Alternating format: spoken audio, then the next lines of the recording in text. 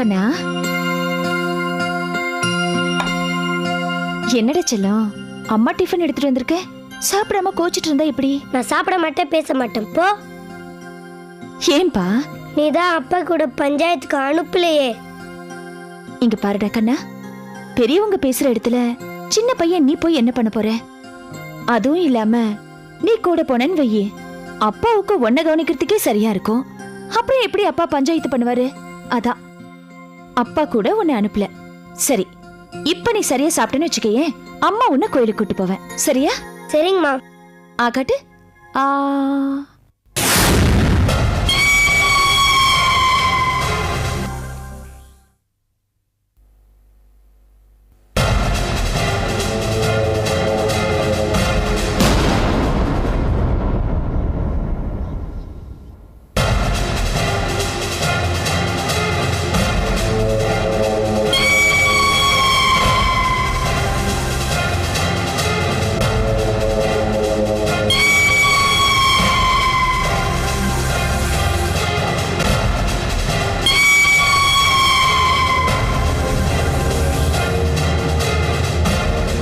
ஏய் கங்கா,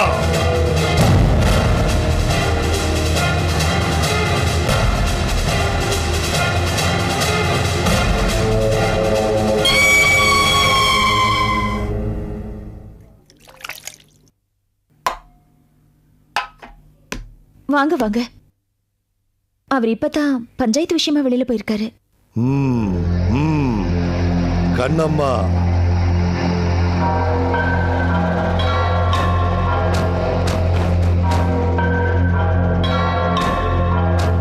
பாத்தீங்களாப்பா, இவ பெரிய பஞ்சாயத்து தலைவர் பொண்டாட்டியா சொல்லி காட்டுறா. என்கிட்ட இதெல்லாம் வச்சுக்காத. ஐயோ, நான் அந்த அர்த்தத்துல சொல்லல. தப்பா சொல்லி இருந்தா மன்னிச்சிடுங்க. ஏய், இன்னும் என்னடி சொல்லணும்? செய்ய வேண்டியதெல்லாம் கணக்கச்சிதமா செஞ்சிட்டல்ல. என்னடி ஒண்ணுமே தெரியாத மாதிரி பாக்குற? உன் புருஷனை கல்யாணத்துக்கு முன்னாடியே நான் விரும்பின கதையெல்லாம் உனக்கு தெரியும்ல.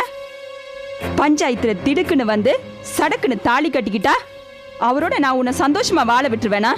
கண்ணம்மா, நீ சொல்றதெல்லாம் வாஸ்தவம் தான். பஞ்சாயத்துல நான் பழியோட வந்து நின்னதும் பாவம்னு அவர் என் மேல பரிதாபப்பட்டு என் பழிய துடைக்க என்ன கல்யாணம் பண்ணிக்கிட்டதும் 6 வருஷத்துக்கு முன்னாடி நடந்த கதை. அதை இப்போ பேசி என்ன பிரயோஜனம்? என்னை காலையில கூட அவர்கிட்ட இத பத்தி பேசினப்ப கண்ணம்மா தான் என்ன விரும்பினா, நான் அவளை விரும்பலையே, எதுக்காக நீ அதை பத்தி வருத்தப்படுறேன்னு என்கிட்ட சொன்னாரு.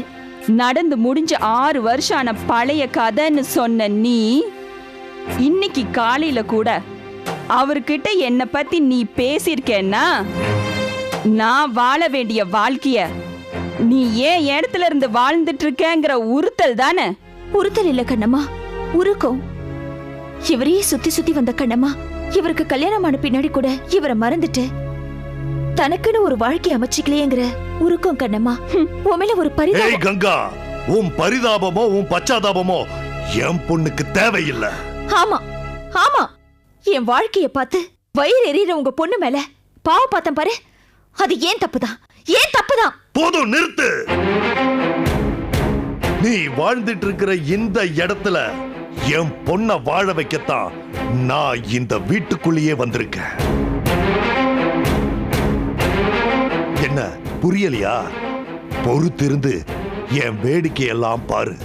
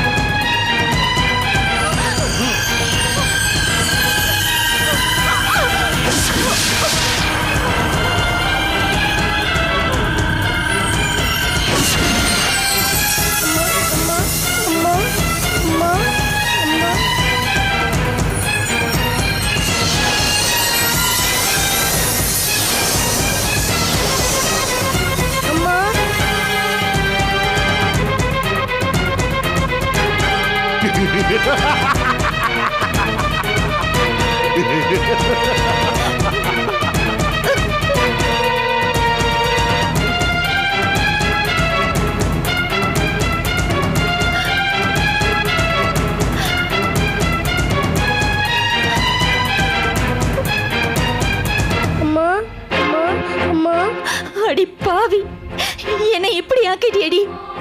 நீ நல்லா இருப்பியா? நீ நல்லா இருக்க மாட்ட. நீ நாசமா போயிடுவ. நாசமா போயிடுவ.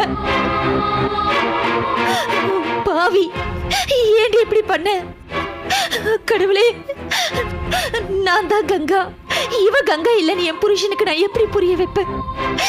என்ன ஏன் இப்படி பண்ண பாவி?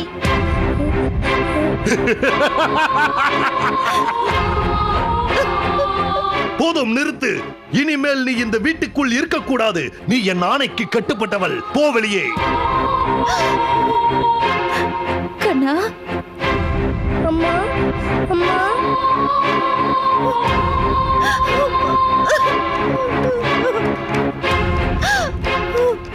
என்னை விட்டு போகாதம்மா. அம்மா ஏய் ஏய், அம்மா நான் தாண்டா உன் அம்மா. இல்ல இல்ல, நீ இல்லையா அம்மா? டேய், சொல்றது கேளு. வாய் பேசக்கூடாது. நான் தாண்டா உன் அம்மா. போடா போடா.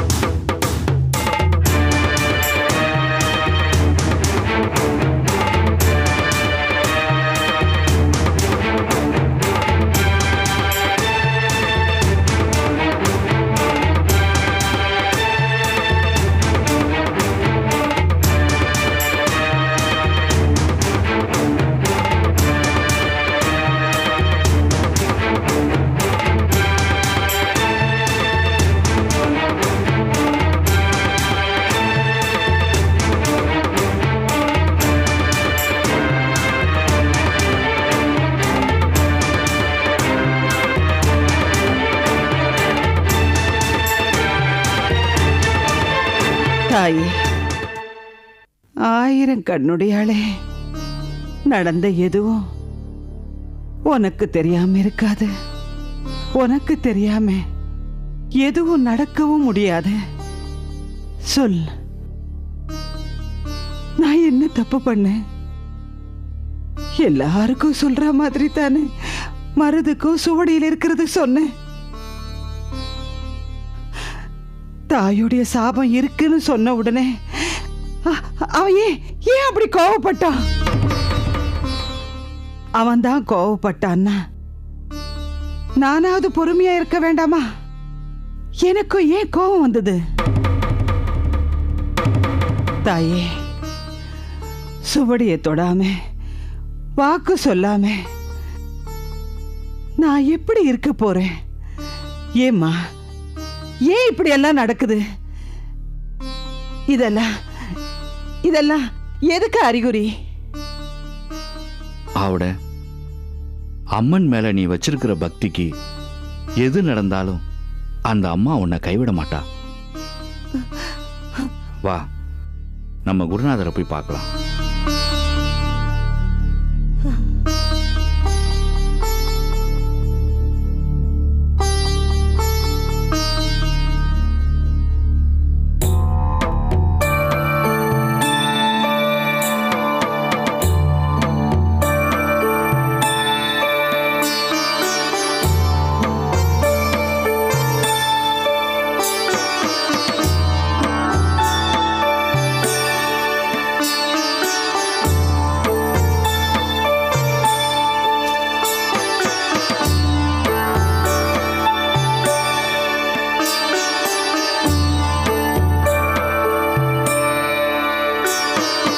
வணக்கம் சாமி. வணக்கம் சாமி.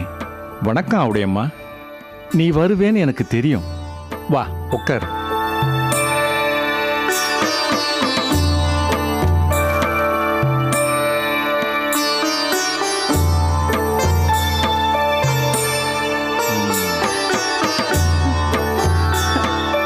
சுவாமி, நடந்தது எல்லாமே எனக்கு தெரியும். கோயிலை விட்டு வெளியவே வராத உங்களுக்கு கோவிலுக்கு வெளியே நடக்கிற எல்லாமே எனக்கு தெரியும். இத்தனை வருஷ தவ வாழ்க்கை எனக்கு கொடுத்த வரம் அது. சுவாமி, நேத்து நடந்த அந்த பிரச்சனையில நான் எந்த விதத்துல பொறுப்பாவேன்? இந்த பிரபஞ்சத்துல எங்கே என்ன நடந்தாலும் அதுக்கு யாரும் பொறுப்பேற்றுக்க வேண்டிய அவசியமே இல்லை. எல்லாம் அந்த மரகதாம்பிகை செயல். இயக்கிறது அவ, இயங்கிறது தான் நாம. சரிங்க சாமி. ஆவடையாளால எப்படிங்க சுவடி படிக்காம வாக்கு சொல்லாம இருக்க முடியும்? முடியணுங்கிறது அவ முடிவா இருக்கும்போது அத முடிச்சு கொடுக்கறது தானே நம்ம வேலை. என்ன நடந்தாலும் நீ மட்டும் பௌர்ணமி வரைக்கும் ஓலைச்சுவடிய தொடாத. அவ ஆரம்பிச்சு வச்ச நாடகத்தை அவளே முடிச்சு வைக்கிற வரைக்கும் நீ பொறுமையாயிரு. இருக்கிறேன் சாமி. ஆனா ஏன் இப்படி அவ என்ன சோதிக்கணும்? நான் என்ன தப்பு பண்ணேன்? காரணங்களை சொல்லிட்டு அவ எந்த காரியத்தை நடத்தி இருக்கிறா? நடந்து முடிஞ்ச பிறகு நாம உணரணுங்கிறது தானே அவளுடைய நோக்கம். நீ உன் மனசை திடப்படுத்திக்கிட்டு தைரியமா போ. நன்றி சுவாமி. நல்லதே நடக்கும். வர்றோம் சாமி.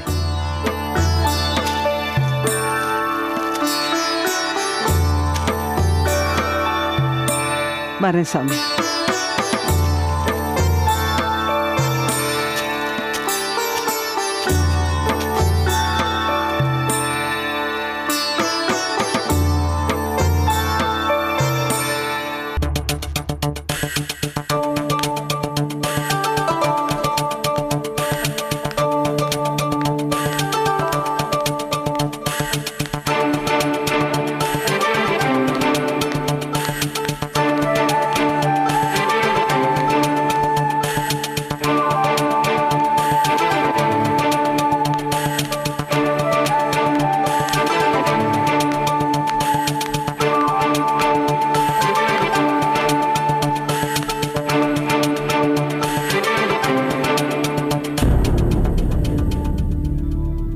ஸ்ரீ சீதாராமன் ஆஞ்சநேயர் ஆலயம்.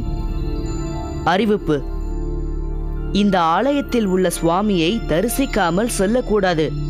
மீறினால் செல்லும் காரியம் தடைப்படும், கெடுதல் நடக்கும்.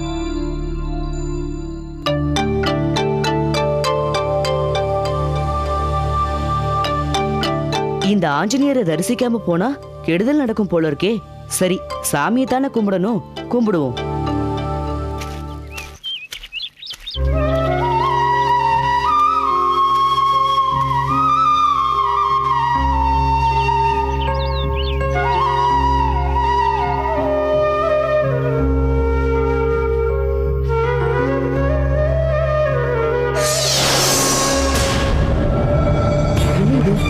மணி மறைஞ்சு போயிடுச்சு.